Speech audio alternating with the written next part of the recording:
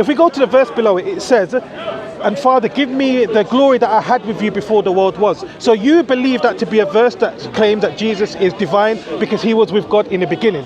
I would dispute that, because if we go to like Solomon, for example, if we go to Proverbs chapter 8, verse 23, if we go to Proverbs chapter 8, you can open your Bibles and look for yourself. Solomon was also with God in the beginning before the foundation of the earth. Why do you not consider him as a God? Why do you not consider him as someone who is divine? Sorry. Right? Proverbs 8, what chapter? Right. Proverbs chapter 8, verse 23.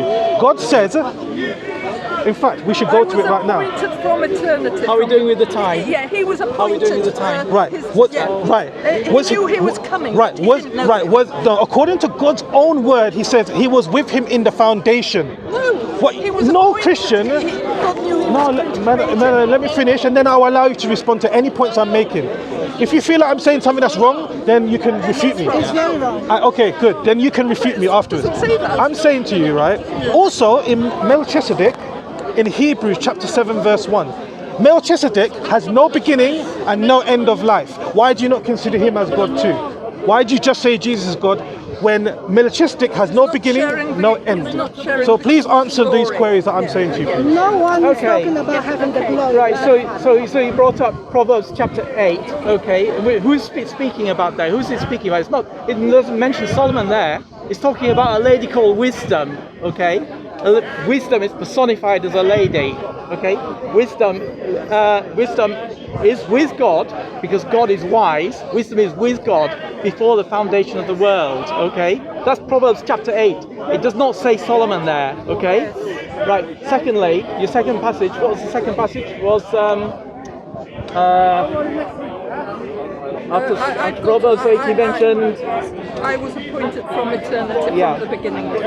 So you're saying Right. that's wisdom. Yeah. But it doesn't Okay. say he was sharing his glory. No. Okay, the second one was...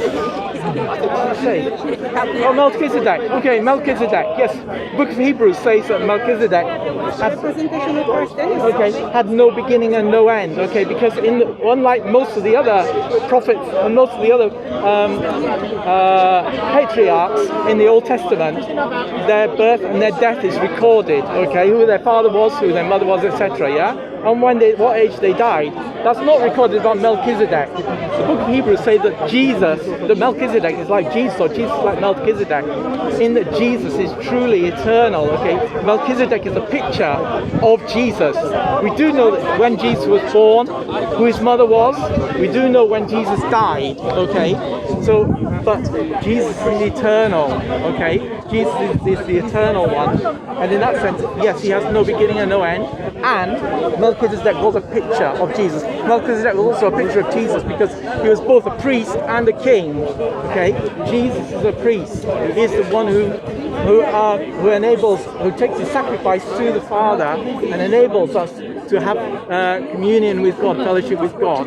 Okay, and he is also the King. He is the Lord of all, the Lord of all creation. Right. Regarding. So are we timing this? Or? I thought you were timing. Oh, you were timing. All right, continue. Sorry. Continue. No, you're probably right. You probably had about 2 minutes. I thought you were timing there. Okay, go for it. Go for it. Are you okay? Yeah, I'm fine. Yeah, continue. Yeah, okay. So I would like you to point you to John chapter 1, verse 1. I think he's God. Okay. In John chapter 1, starting at verse 1, it says, "In the beginning was the Word." Okay, he's talking about Jesus. That becomes quite obvious as you go on through the chapter. And in the beginning was the Word was with God, and the Word was God. He was with God in the beginning. All things were made through him, and without him nothing was made that has been made. Okay? Nothing was made that has been made without Jesus. Jesus was not made. Jesus was not created. He is the eternal God. Okay? The Word is with God, and the Word was God. Okay? This is the mystery of the Trinity. There is only one God, but the three persons are that one God. Yeah. Okay? One of those three persons is the Word or the Son of God, Jesus Christ, who came to earth. Yeah. Right. Okay. Right. So Yeah. Can I Sorry, your lady wants to get your attention. For his life on charge which would have him crucified, okay? What was the trial? What were the questions? What was the charge?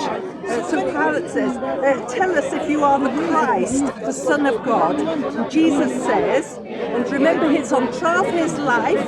Yes, it is as you say. Jesus replied, but I say to you, in future you will see the Son of Man sitting on the right hand of the Mighty One, coming on the clouds of heaven. Then the high priest tore his clothes. He said, he has spoken blasphemy because he said he's God. Right. Okay.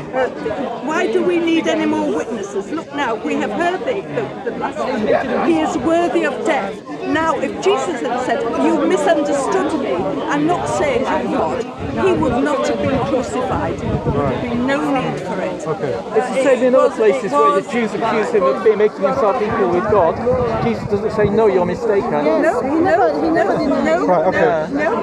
Right, okay, so there's quite a few things to respond to. Yeah. Okay, I want to touch base on what you've mentioned there, right? Yeah. Now,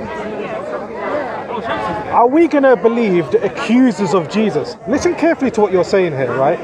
These were his accusers. These were the people who wanted to see him die. These were the people that hated his guts. These were the people that wanted to see him crucified. Why are we going to take the testimony of someone who hates Jesus that bad, that much, right? You mentioned, obviously by reading that they tore their clothes and said, what else do we have to say? This is blasphemy, right? Yeah.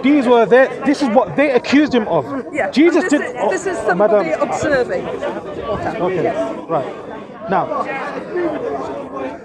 the Jews accused Jesus of many other things as well, right? They accused him of sorcery, did they not? Mm-hmm. Why do you not believe that accusation?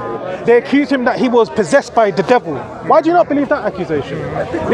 Hold on, man, I did allow you to speak. I did. I was fair. I was fair. And you're not allowing We me will to answer we will either. respond to that in a moment. Just a moment. Right. Yeah. So what I'm trying to say is that it's like when it comes to the Jewish people, you believe in part of the things that they accused him of, but then you disbelieve other things that they accused him of.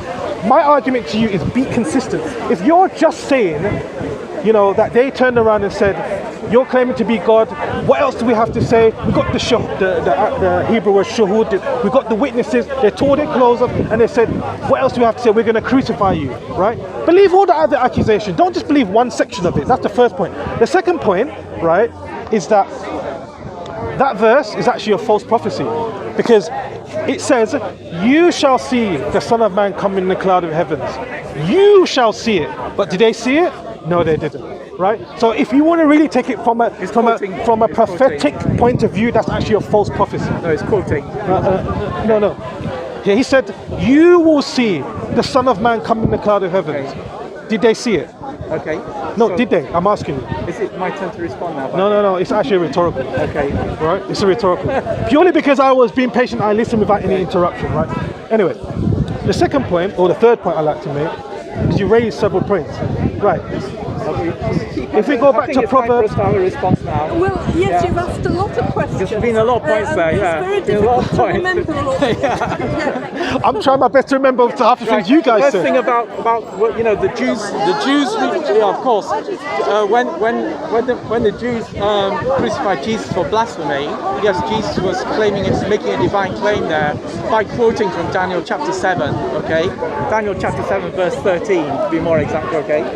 So Jesus, when the Jews accused him, for example, of demon possession or of being a sorcerer, Jesus refuted that.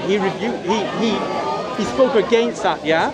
Okay. He did not accept that he is a sorcerer.